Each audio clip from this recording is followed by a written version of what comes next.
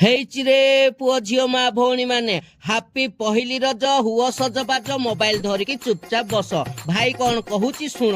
ଆଜି ତାଙ୍କ ଘରେ କଣ କଣ ହେଇଥିଲା ଶୁଣିବାର ଅଛି ତ ଚୁପଚାପ ମୋବାଇଲ ଧରିକି ବସ। ବସିଗଲ ସମସ୍ତେ? ହଉ ଶୁଣ ଦେଖ। ଭାଇ ସର୍ବପ୍ରଥମେ ଷ୍ଟାଇଲ ମାରିକି ଭେସୁଙ୍ଗା ପତ୍ରଟେ ଆଣିଲା ଯାହାର କିଛି ବି କାମ ନାହିଁ। ମାରାଣ ଭେସୁଙ୍ଗା ପତ୍ର କିଛି କାମ ନାହିଁ। ଚାଲ ଷ୍ଟାଇଲ ମାରିକି ଭାଇ ପୁଣି ନେଇଗଲା। ଦେଖ ଏମିତି ସକାଳୁ ସକାଳୁ ତ ମାର୍କେଟ ଯାଇ ହବନି ସେଥିଲାଗି ଭାଇ ତମକୁ ଆଳୁ ତରକାରୀରେ ଭଣ୍ଡେଇ ଦେଲା ବୁଝିଲ କି। ସାଧା ଟିକେ ଟିକେ ଖାଅ ରେ ସାଧା ଟିକେ ଟିକେ ଖାଅ। ଦେଖ ତାପରେ ତମ ଭାଇ ଦିଟା ପେଟୁଆ ପିଆଜ ଆଣିଲା। କଚ କଚ କଚ କଚ କଚ କଚ କଚ କଚ ମଝିରୁ ଆଉ ଥରେ କଚ ତାପରେ ଚୁଁ ଚୁଁ ଚୁଁ ଚୁଁ ଚୁଁ ଚୁଁ ଚୁଁ ଚୁଁ ଚୁଁ ଚୁଁ ଚୁଁ ଚୁଁ ଜାଣିପାରିଲନି?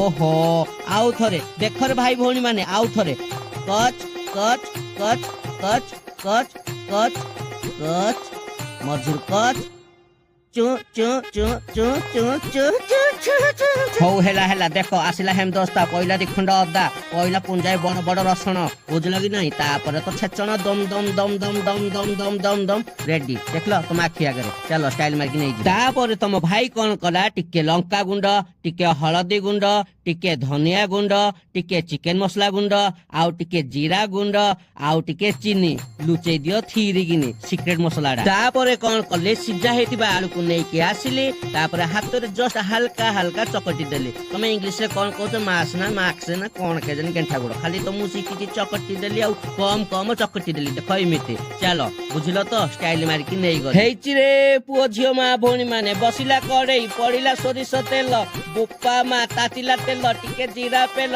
ତାପରେ କଚ କଚ କଟା ହେଇଥିବା ପିଆଜକୁ ପେଲ କଟର କଟର କଟର କଟର କର ଗେଲ।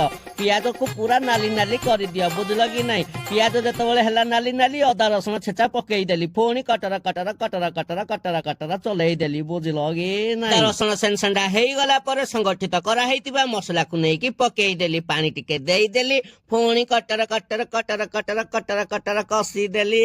ବୋପା ମା ମହକି ଗଲାଣି କଷାଟା ପୁରା।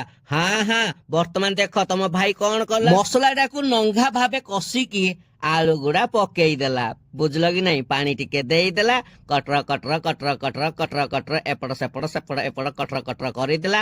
ବର୍ତ୍ତମାନ ପାଣି ଆଉ ଟିକେ ଦେଇକି ଲୁଣ ଟିକେ ଦେଇକି ତାପରେ କଟର କଟର କଟର କଟର 5-10 ମିନିଟ କଲା ପରେ ଟିକେ କସ୍ତୁରୀ ମେଥି ପକେଇ ଦିଅ ଖଟ ଖଟ ଖଟ ଖଟ ଖଟ ଖଟ ଖଟ ଖଟ ହେଇକି ଫୁଟିବ। ତା ଭିତରେ ଆମେ ଆଉ 2-3ଟା ଖଣ୍ଡେ ଚକୁଳି ବାଗେଇ ସାଗେଇକିନି କରିବା ଦେଖ କେମିତି ହଉଛି ବୁଝିଲ ନାଇଁ। ପୁରା ଗୋଲ ଗୋଲ ଗୋଲ ଯେ ଯେଙ୍କା ଚଷମା ଗୋଲ ଗୋଲ। ତାପରେ ଏପଟ ସେପଟ ଟିକେ ଟେକି ଦବା ମୌକା ଦେଖିକିନି ପଲଟେଇ ଦବା। ବୋପା ମା ବାଗେଇକିନି ପଲଟି ଗଲା ଏପଟ ସେପଟ କରିଦେଲି ପିଠା ବର୍ତ୍ତମାନ ରେଡି। ଚାଲ ଷ୍ଟାଇଲ ମାରିକି ଦେଖେଇ ଦବା। ହେଇ ଆସିଲା ପହିଲି ରଜରେ ଚକୁଳି ପିଠାକୁ ଆଳୁ ତରକାରୀ। ଆଲୋ ବୋଉ ବରା କରୁଥିଲୁ ପରା ଆଣେ ଆଣେ ଟିକେ ଷ୍ଟାଇଲ ମାରିକି ଦେଖେଇ ଦବା। ହେଇଛି ଆସିଲା ବୋଉ ବନେଇଥିବା 2ଟା ବରା ବର୍ତ୍ତମାନ ପାନପତ୍ର 2ଟା ଥୋଇ ଦିଅ ହାପି ରଜ। ତାପରେ ଆଗ ପଛ ନ ଦେଖିକି ସିଧା ସଳଖ ପିଠା ଛିଡେଇ ଛିଡେଇ ଆଳୁ ତରକାରୀରେ ବୁଡେଇ ବୁଡେଇ ନଙ୍ଘା ନାଦ ବୁଝିଲ କି ନାଇଁ। ନଙ୍ଘା ନାଦ ଝିଅ ପୁଅ ମା ଭଉଣୀ ଯୋଉମାନେ ଭିଡିଓ ଦେଖୁଛ ଏମିତି କରିକି ନଙ୍ଘା ନାଦ। ତାପରେ ଝିଅ ପିଲାମାନେ ଅଳତା ଫଳତା ଲଗେଇକି ବୁଲାବୁଲି କର ଦୋଳି ଖେଳ ପୁଅ ପିଲାମାନେ ତମେ ବାଇକ କାଢ ଗାଁ ଗାଁ ବୁଲିକିନି ଲାଇନ ମାର। ଯଦି ପାରିବ ଅଦେଇ ପାନ ସପ ପାଖକୁ ଟିକେ ଆସିବ ଏଠି ରଜ ପାନ ସ୍ପେଶାଲି ମିଳୁଛି ଦଉଛନ୍ତି ଆମ ଆଦିତ୍ୟ ଦଳେଇ।